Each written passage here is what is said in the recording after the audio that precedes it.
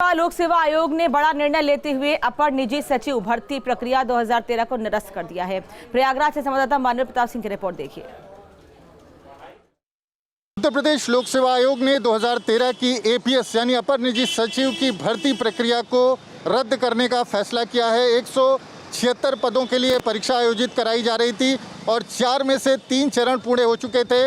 आयोग का कहना है चूंकि वैकेंसी है उसमें खामियां थी जो वैकेंसी निकाली गई थी और इसी के चलते आयोग को परीक्षा को रद्द करने का फैसला करना पड़ा। जबकि दूसरी तरफ जो तमाम प्रतियोगी छात्र हैं उनका कहना है कि 2013 में से पहले 2010 में भी एपीएस की भर्ती परीक्षा आयोजित की गई थी जिसमें 225 पद थे और उस पूरी भर्ती प्रक्रिया में तमाम धांधलियां और भ्रष्टाचार सामने आया था, जिसके बाद सीबीआई ने उस मामले में एफआईआर दर्ज की थी और उस समय के कंट्रोलर प्रभुनाथ जो फिलहाल विशेष सचिव लोक निर्माण विभाग है उनके खिलाफ भी एफआईआर दर्ज हुई थी।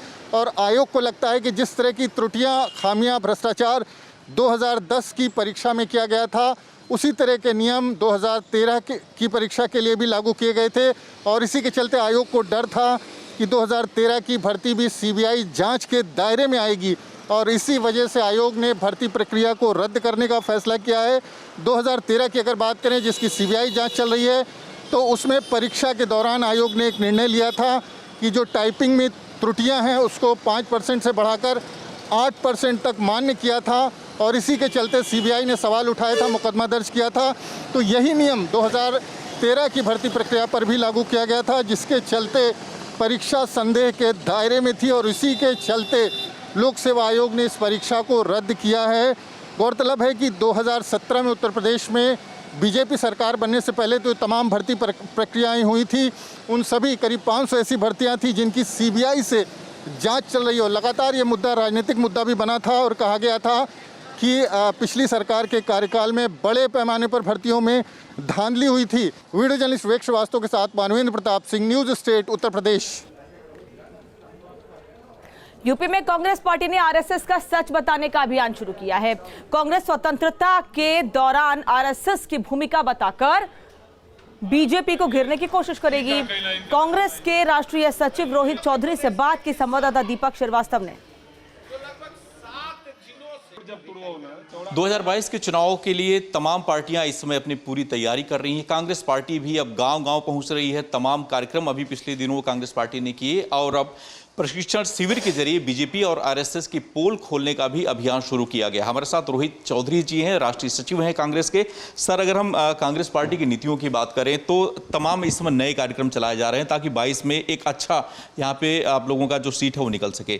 ये जो प्रशिक्षण शिविर है क्या है, ये किस तरीके से आप इसमें प्रशिक्षण कार्यकर्ताओं को दे रहे हैं? मैं समझता हूँ कि बहुत ही महत्वपूर्ण प्रशिक्षण शिविर हमारा अभियान शुरू हो चुका है उत्तर प्रदेश में और आने वाले 10 दिनों में पूरे उत्तर प्रदेश के सभी जिला कमेटियां, ब्लॉक अध्यक्ष और न्याय पंचायत के अध्यक्ष हमारे ट्रेन हो जाएंगे और उस प्रशिक्षण के मुख्य बिंदु जो हैं उसमें बूथ मैनेजमेंट, हमारी कांग्रेस की विचारधारा, किसने उत्तर प्रदेश को बिगाड़ा, किसने उत्तर प्रदेश को बनाया और ऐसे तमाम बिंदुओं पे हमारे कार्यकर्ताओं को प्रशिक्षण दिया जा रहा है जिसमें आने वाले समय में बेहतर तरीके से चुनाव प्रबंधन और चुनाव की रणनीति और चुनाव को किस प्रकार से लड़ा जाए वो तमाम ट्रेनिंग उसके अंदर है।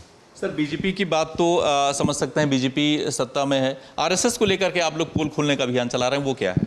देखिए, आरएसएस ही उनकी माँ है एक तरह से बीजेपी की और आरएसएस ही उनको गाइड करती है, चलाती है।